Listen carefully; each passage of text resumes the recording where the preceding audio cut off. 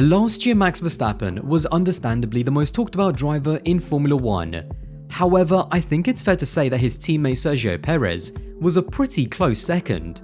His performances on track, his deficit to Max, speculation about his future, drivers being lined up to replace him, and Helmut Marko making both geographically and racially ignorant comments towards him, whatever it was, Checo was never too far from the headlines.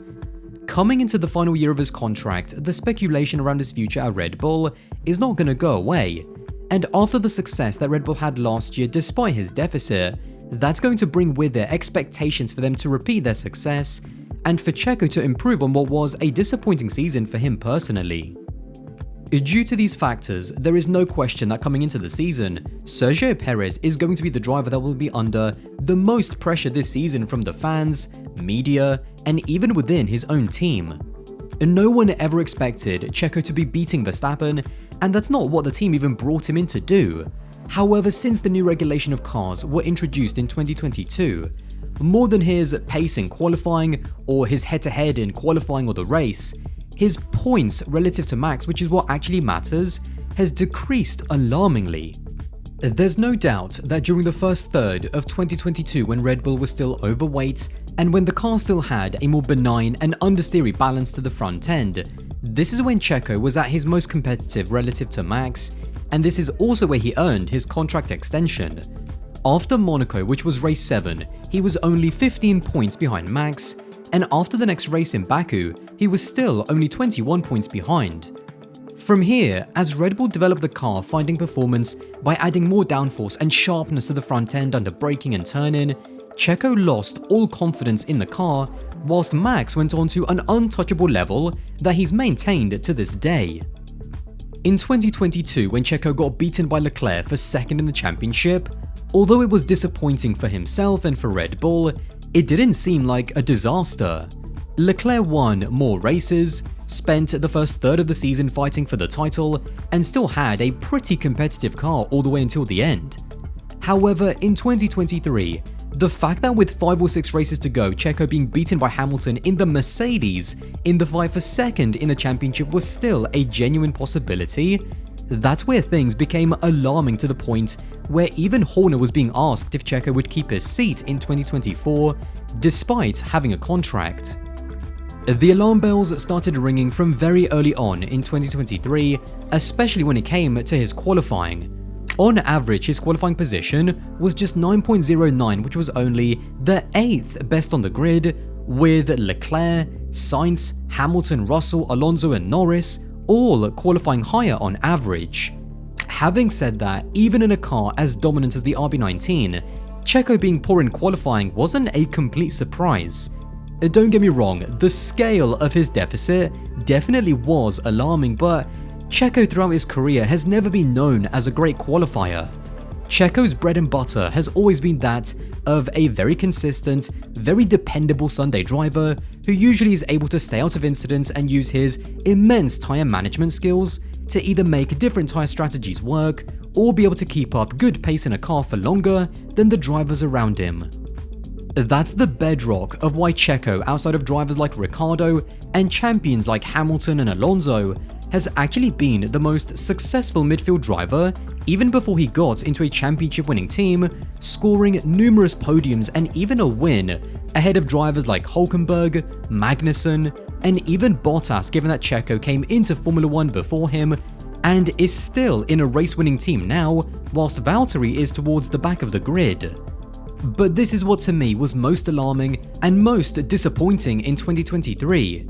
Checo lost the very thing that made him who he is. He started struggling to overtake, he made several unforced errors in qualifying, he lacked composure late on in the races that you'd expect an experienced driver to have, and more than anything else, he started to crash in the races and look almost amateurish in wheel-to-wheel combat. Christian Horner towards the end of 2023 provided the best explanation that I tend to agree with as to why Checo was struggling as much as he was. It wasn't because he was fundamentally not fast enough or didn't have the ability to score podiums, win races and be the number 2 to Max that the team needs him to be. It was more so down to the psychological pressure that just kept building and building, which then started to spiral and started to breed more and more mistakes as the season went on. That's actually another consequence of the longer calendar that we have now. If you're a driver like Max who's in the form of his life, then the longer seasons just allow you to ride that wave of success for race after race. But if you're a driver who's in a mentally negative spiral and just needs that reset, then it must feel like the season and the struggle is just never going to end.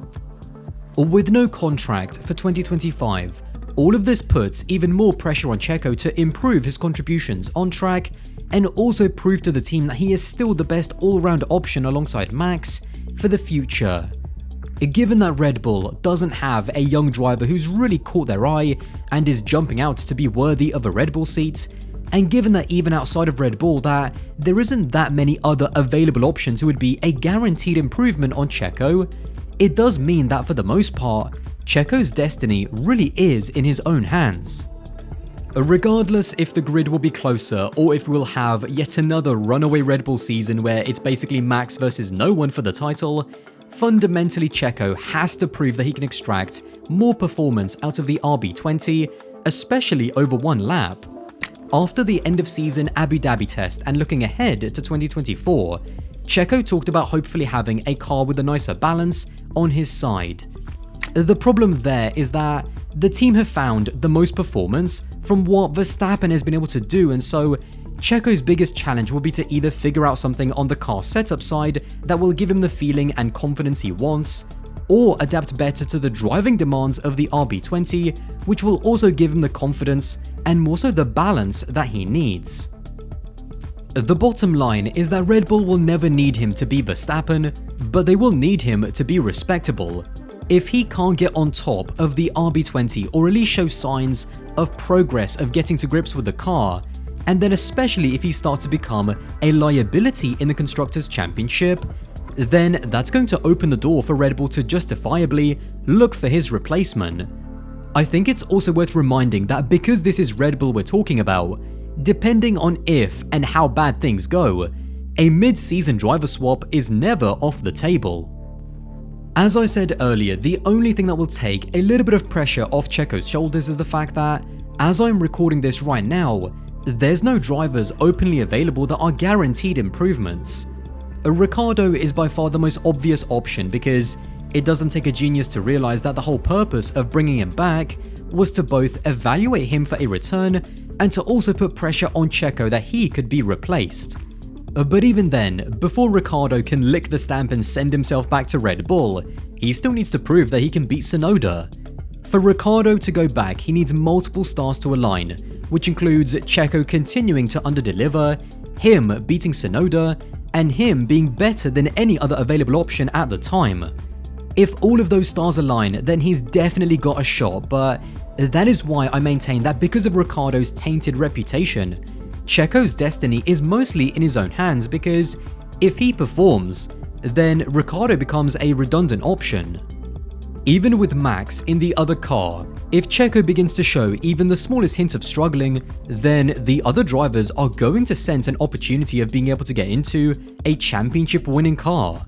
I think it will be tough for Red Bull to choose someone who's excelling in the midfield as an upgrade for Checo because, let's not forget, 4 or 5 years ago it was Checo who was king of the midfield,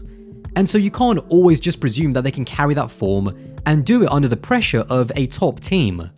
Carlos Sainz I think might also be an interesting outside option if he doesn't get the long-term deal that he thinks he deserves from Ferrari. When you combine racing in the Red Bull environment, the teammate that he's going up against, the struggles of last year, being out of contract for next season, and the countless drivers that will try to replace him, Checo is undeniably the driver that is most under pressure in 2024. Unlike in the midfield, when you race in a championship caliber team, there is absolutely no place to hide. Going into his 4th year at the team, it really does feel like the momentum is very much that of his time at Red Bull coming to an end. But again, his future is in his hands, and regardless of what anyone else does, he can still be the one to write the narrative. Or whether he'll still be there in 2025, I'll leave that for you to decide. Well, there you have it. If you did enjoy this video and want to support the channel, then don't forget to subscribe. That would be massively appreciated, and I'll see you in the next one.